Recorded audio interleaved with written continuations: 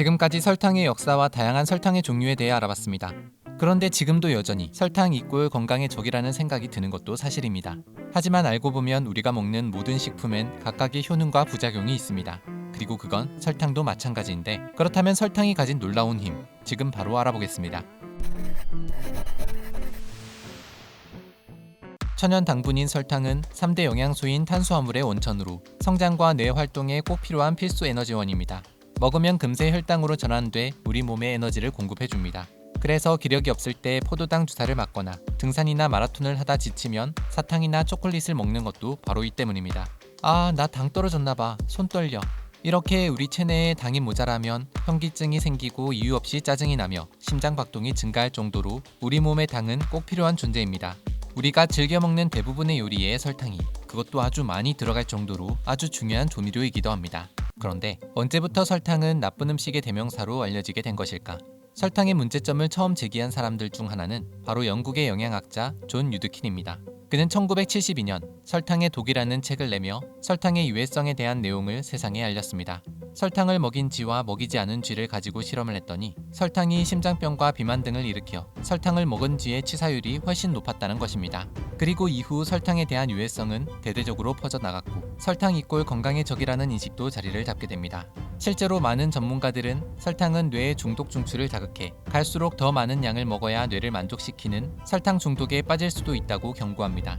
게다가 설탕은 포만감을 느끼는 호르몬인 렙틴 분비를 억제시키고 식욕 중추를 계속 자극해 결국 평소보다 더 많은 양의 음식을 먹게 만들어 체중 증가나 비만을 불러올 수도 있습니다.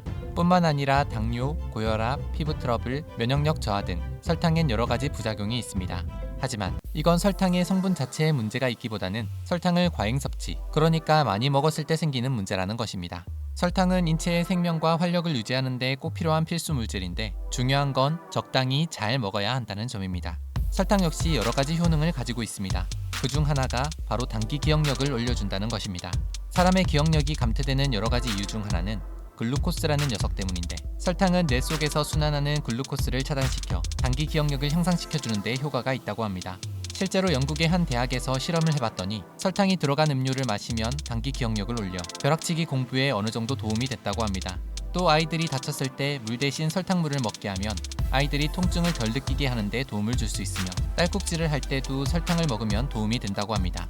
반듯하게 앉은 상태에서 물을 천천히 마신 다음 설탕 한 티스푼을 혀에 올려놓고 설탕을 녹여 먹게 되면 신경이 혀의 단맛에 반응하는 과정을 통해 딸꾹질이 멈춘다는 것입니다. 이외에도 설탕은 손톱, 발톱, 머리카락이 잘 자랄 수 있게 단백질을 생성할 때도 도움을 준다고 합니다. 그러니 설탕은 무조건 나쁜 거야 라고 멀리하기보다는 적당량을 적절히 먹어주는 게 좋다는 사실 기억하시면 좋을 것 같습니다.